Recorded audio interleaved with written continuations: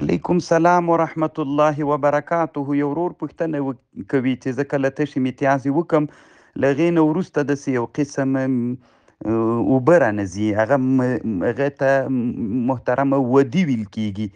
هغه باندې اودس ماتېږي. اودس خو مات ته ورباندې غسل نه واجبېږي. الله دې ښه لره وروره کامیاب. وعلیکم سلام. یو ورور پوښتنه کوي چې ما په لاس او په هغه باندې پلستر وهلی دي، په مولا باندې، چې عذر وي محترمه ولې نه صحیح کېږي؟ عذر چې وي الله دې جوړ لره. نو تا خو به هم بې عذره نه یي لګولي. الله دې جوړ لره وروره. وعلیکم السلام. یو ورور مولوي احمد خان په نامه باندې د بادغیس ولایت نه پوښتنه کړې. د ورور پوښتنه دا ده چې کله رڼا وي خو صحیح ده خو نور ده، نو دی وی چې رڼا نه وي نو بیا دا تور رنګ ولې منځته راځي؟ نو خو محترمه د رڼا او د نور ضد څه ده؟ هغه تور رنګ ده. نو سړی چې ژوندی وي، مرګ کله سته ده؟ د مرګ او د ژوند په مابین کې ضد ده، چې کله سړی مړ سي خپله څوک راځي، ژوند چې لاړ سي خو خپله مرګ راځي. نو دا محترمه د شي ضد ده. شی چې لاړ سي ضد یې راځي، سپین چې لاړ سي نو تور راځي وروره، ځکه دا یې ضد ده. او د رڼا ضد څه ده؟ هغه تیاره ده. نو چې رڼا لاړله خود ضد راځي منځته. الله دې ښه لره. شپې ضد رڼا ده. د شپه چې لاړله ورځ راځي، ورځ چې لاړله شپه منځته راځي. الله دې ښه لره وروره کامیاب اوسېږي. وعلیکم السلام ورحمت الله وبرکاته. یو ورور پوښتنه کوي چې سوتره په لمانځه کې څه رنګه ده؟ محترمه سوتره د لمانځه په مانځه کې سوتره کېښودل د دې لپاره چې ته په مانځه درېږې چې خلک مخ ته تیر نه سي. دا مستحبه ده وروره. اگر چې علامه ظفر احمد عثماني رحمه الله وی چې امر خو د وجوب دپاره وي، مطلق امر، خو هغې سره نور حدیث معارض راغلي دي د ابن عباس حدیث ته. نو اصل کې مستحب ده وروره. الله دې جوړ لره کامیاب اوسي. وعلیکم السلام ورحمت الله وبرکاته.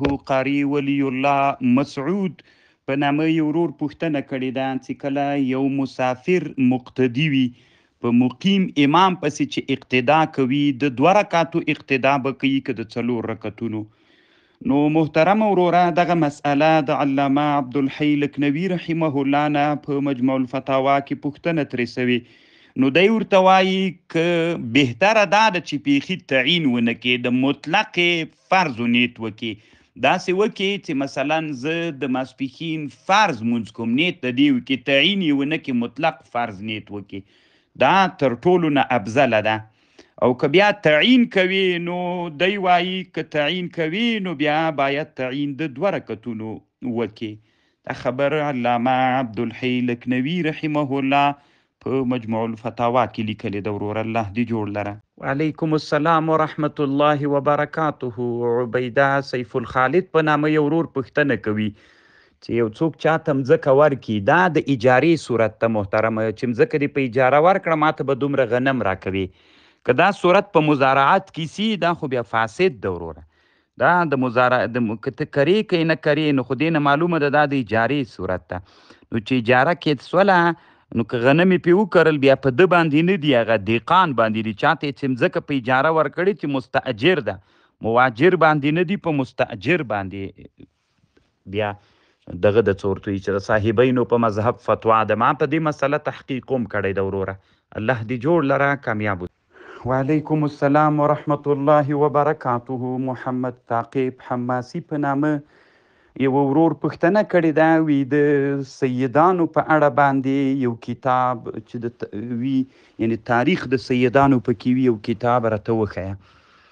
نو محترمه یو خدا ده چې د سیدانو هغه آداب سیدانو سره باید څه وکړل سي، په دې اړه کتابونه که ښیې نو دې اړه باندې خو کتابونه شته ده. استجلاف و ارتقاء الغرف بحب اقرباء الرسول و ذوي الشرف، دا د علامه سخاوي کتاب ده. وړکی کتاب ده وروره، ډېر ښه کتاب ده، ما سره شته.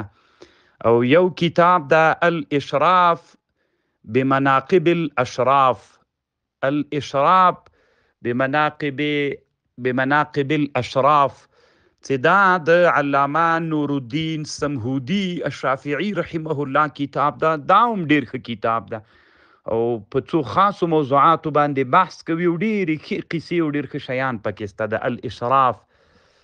نو دا د علامه سمهودي کتاب ده او د دوی د تاریخ په اړه باندې چې سیدان څوک دي ما ته معلومات نشته ده وروره.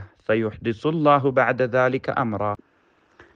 وعلیکم السلام ورحمت الله وبرکاته. یو ورور ملا عزت الله خون په نامه پوښتنه کوي چې یو سړی مثلا د چا نه غنم واخلي بله ورځ ته چې بیا لونه کېږي بیا ورته وایي یوه بوجۍ غنم راکړه بیا به یې درکم. نو که د بیع وي بیع ناروا ده ځکه اموال ربوي جنس په جنس خرڅول هغه چې نیټه پکې وي دا سود ده. خو طریقه یې دا ده وروره داسې چل دې وکړي د جواز طریقه یې داسې ده چې قرض دې ورته وایي مثلا ورته دې وایي ما ته 10 منه یا یو بوجۍ یا 15 منه غنم راکه زه به بیا بیرته تا ته همدغومره په قرض یې راکه زه به بیا تا ته درکمه. الله دې جوړ لره وروره کامیاب اوسې الله دې جنتي کړه.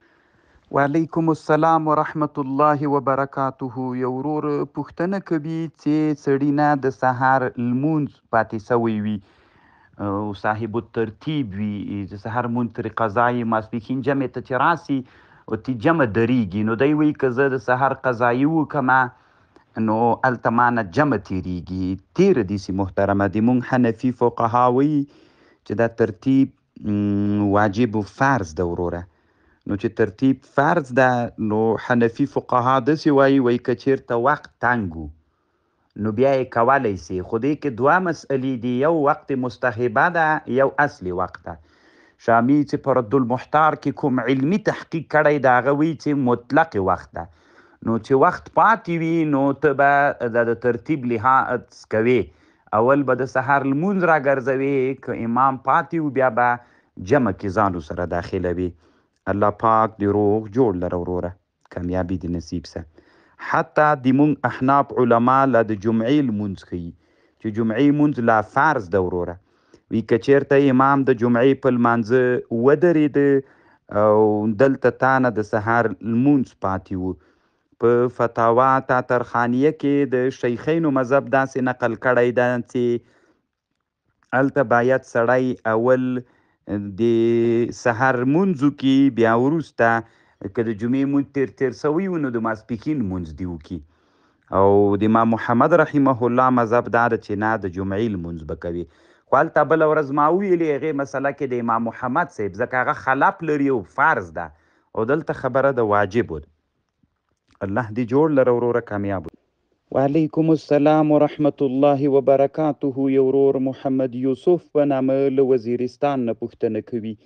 د ورور پوښتنه دا ده که داسې امام چې دغه هغه تلفظ قرآني تلفظ یې برابر نه وي نو د هغه امامت څنګه ده؟ محترمه شامی رد المحتار کې لیکي دې ته قراءت الثغ وایي. الثغ هغه چاته وي چې یو حرف جای د بل حرف وایي نو د مونځ فاسدېږي وروره. امام خپل ځان ته یې مونځ لا نه صحیح کېږي دا خو څه کوي چې بل ته امامت صحیح سي. الله دې ښه لره جوړ